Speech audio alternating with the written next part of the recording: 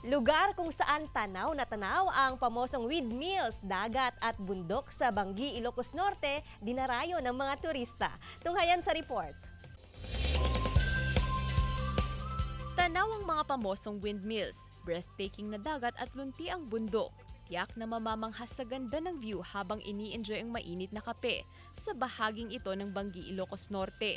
Perfect daw ito sa mga biyahero pagkatapos ng long drive dahil tiyak na mapapawi ang pagod sa ganda ng mga tanawin. Ang turistang si Dos, ilang beses na raw niyang binabalik-balikan ang lugar dahil kahit saan mang anggulo, Instagrammable ang mga litrato.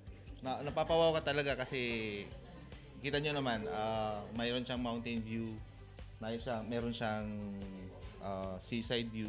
Pinakadinarayo raw ang lugar tuwing sunset. Ang iba naman, binabalik-balikan ang malamig na temperatura dahil may kataasan ng lugar. Dahil walang entrance fee, marami raw ang nagagawi upang kumuha ng only pictures. Ang pinakamaganda po yung sa hapon po.